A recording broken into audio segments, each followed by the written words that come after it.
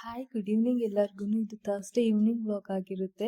ಹಬ್ಬ ಎಲ್ಲ ಕಳೆದಿತ್ತಲ್ಲ, ಹಾಗಾಗಿ ಸ್ಪೆಷಲ್ ಆಗಿ ಏನಾದರೂ ಮಾಡೋಣ ಅಂತೇಳಿ egg sambar and egg fry ಮಾಡೋಣ ಅಂತೇಳಿ ಎಲ್ಲ ರೆಡಿ ಮಾಡ್ಕೊಳ್ತಾ ಇದ್ದೆ. ಫಸ್ಟ್ ಎಗ್ ಸಾಂಬಾರ್ಗೆ ರೆಡಿ ಮಾಡ್ಕೊಳ್ತಾ ಇದ್ದೀನಿ.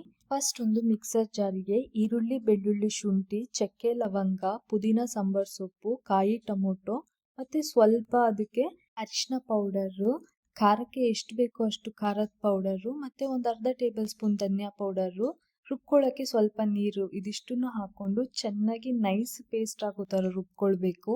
ಇನ್ನು ಒಂದು ಕಡಾಯಿಗೆ ಎಣ್ಣೆ ಮತ್ತು ರುಬ್ಬಿದ ಖಾರನ ಹಾಕ್ಕೊಂಡು ಅದು ಚೆನ್ನಾಗಿ ಹಸಿ ವಾಸನೆ ಹೋಗೋವರೆಗೂ ಚೆನ್ನಾಗಿ ಫ್ರೈ ಮಾಡ್ಕೊಳ್ಬೇಕು.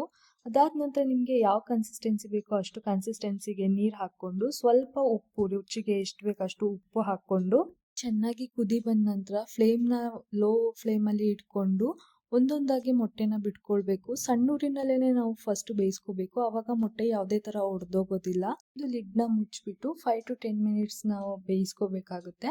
ಲಾಸ್ಟಿಗೆ ಕೊತ್ತಂಬರಿ ಸೊಪ್ಪು ಹಾಕಿದ್ರೆ ಮೊಟ್ಟೆ ಸಾಂಬಾರು ರೆಡಿಯಾಗಿರುತ್ತೆ. ಇನ್ನು ಎಗ್ ಡ್ರೈ ಮಾಡೋಣ ಅಂತ ಹೇಳಿ ಮೊಟ್ಟೆನ ಬೇಯಿಸ್ಕೊಂಡು ಅದನ್ನು ಎಗ್ ವೈಟ್ನ ನಾನು ಕಟ್ ಮಾಡ್ಕೊಳ್ತಾ ಇದ್ದೀನಿ, ಯೋಗ್ ಸೆಪ್ರೇಟ್ ಮಾಡಿಕೊಂಡು. ಎಗ್ ಡ್ರೈಗೆ ಒಂದು ಪ್ಯಾನ್ಗೆ ಎಣ್ಣೆ ಹಾಕ್ಕೊಂಡು ಅದಕ್ಕೆ ಈರುಳ್ಳಿ, ಹಸಿಮೆಣ್ಸಿಕಾಯಿನ ಹಾಕ್ಕೊಂಡು ಸ್ವಲ್ಪ ಉಪ್ಪು ಹಾಕ್ಕೊಂಡು ಫ್ರೈ ಮಾಡ್ಕೊಂಡ ನಂತರ 1 ಟೇಬಲ್ ಸ್ಪೂನ್ ಶುಂಠಿ ಬೆಳ್ಳುಳ್ಳಿ ಪೇಸ್ಟು, ಖಾರ ಪುಡಿ, ಧನಿಯಾ ಪೌಡರು ಮತ್ತು ಅರಿಶಿನ ಪೌಡರ್ ಇದಿಷ್ಟನ್ನು ಹಾಕ್ಕೊಂಡು ಚೆನ್ನಾಗಿ ಫ್ರೈ ಮಾಡಿಕೊಂಡು ಸ್ವಲ್ಪ ನೀರು ಹಾಕಿ ಅದು ಕೂಡ ಚೆನ್ನಾಗಿ ಫ್ರೈ ಮಾಡ್ಕೋಬೇಕು. ಟೈಮಲ್ಲಿ ಕರ್ಬೇವಿನ ಸೊಪ್ಪು, ಕಟ್ ಮಾಡಿರೋ ಎಗ್ ವೈಟ್ನ ಹಾಕಿ ಅದನ್ನು ಮಿಕ್ಸ್ ಮಾಡಿಕೊಂಡು ಸ್ವಲ್ಪ ಪೆಪ್ಪರ್ ಪೌಡರು ಮತ್ತು ಯೋಗ್ ಹಾಕಿ ಸ್ವಲ್ಪ ಮಿಕ್ಸ್ ಕೊಟ್ಕೊಂಡು ಅದಕ್ಕೆ ಸೊಪ್ಪು ಹಾಕ್ಕೊಂಡ್ರೆ ಎಗ್ ಫ್ರೈ ರೆಡಿ ಆಗುತ್ತೆ. ಇನ್ನು ನೆಕ್ಸ್ಟ್ ಟೈಮ್ ಮುದ್ದೆ ಮಾಡ್ಕೊಳ್ತೀವಿ ನಾವು. ಇಷ್ಟೇ ಆಗಿತ್ತು ಇವತ್ತಿನ ವ್ಲಾಗ್. ಹೋಪ್ ಈ ವಿಡಿಯೋ ಇಷ್ಟ ಆಗಿದೆ ಅಂತ. Thank you all.